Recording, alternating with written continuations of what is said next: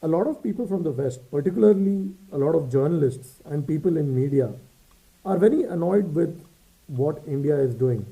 India has not chosen a side between Russia and the US in the current conflict. And a lot of people know the reasons behind this. The oil trade is definitely one major factor, and the weapons dependency of India on Russia is another major one.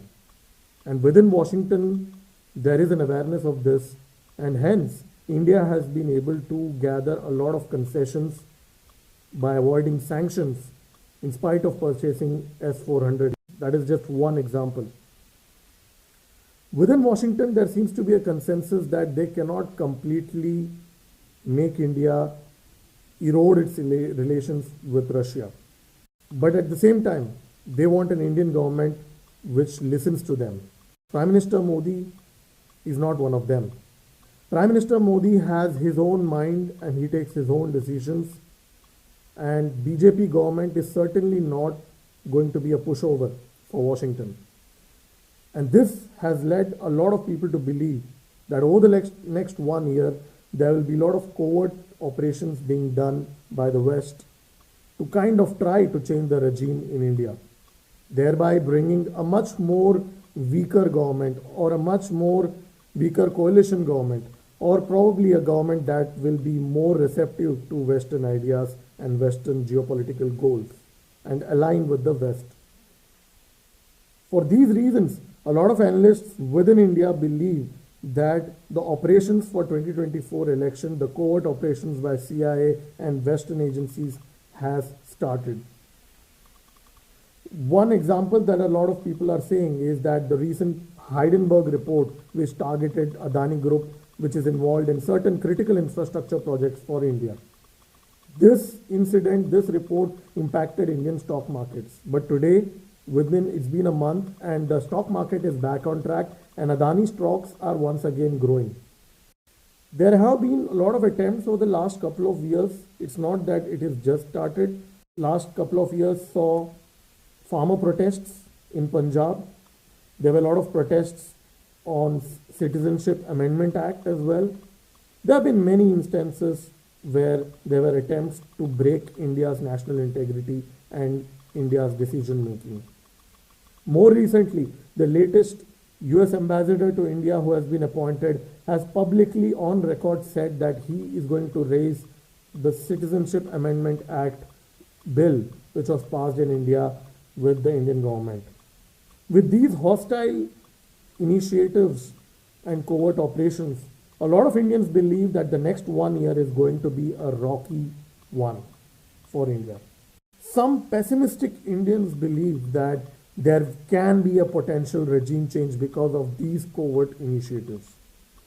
I have an opinion on this. See, for those who are watching this video from the West, I want to tell you something about what has happened in the last 8 years in India. I'm not taking any political side here. I'm just talking from a neutral perspective. Over the last 8 years, what BJP government has done in India is that the first thing they did was to open a bank account for every single Indian. The Jan Dhan Yojana opened bank account for more than 80 crore Indians who never had banking access.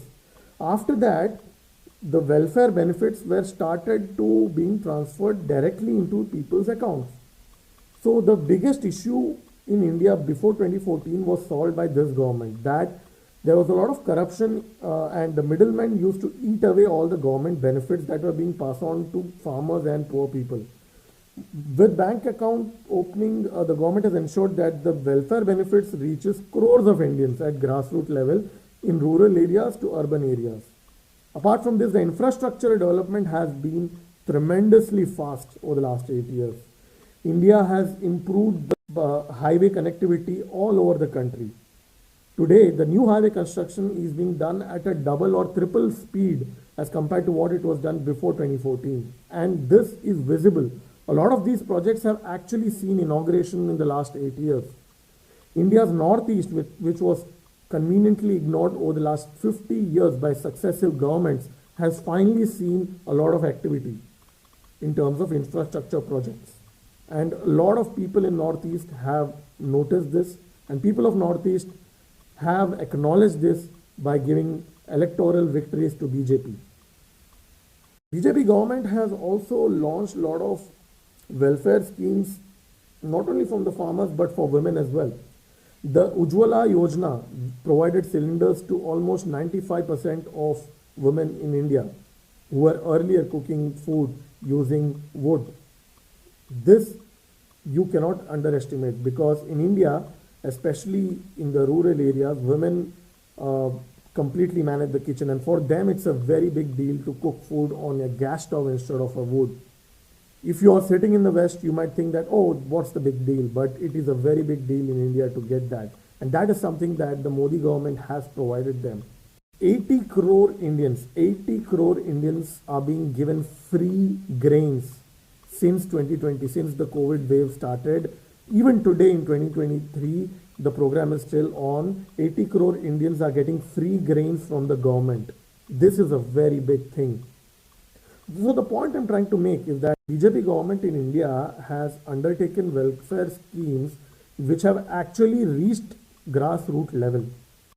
People at ground level have economically benefited from the government initiatives. Since people are seeing this economic prosperity over the last 8 years, in my personal opinion, as long as this economic prosperity keeps growing, I don't see any reason why Modi government should lose the general elections in 2024 or even further.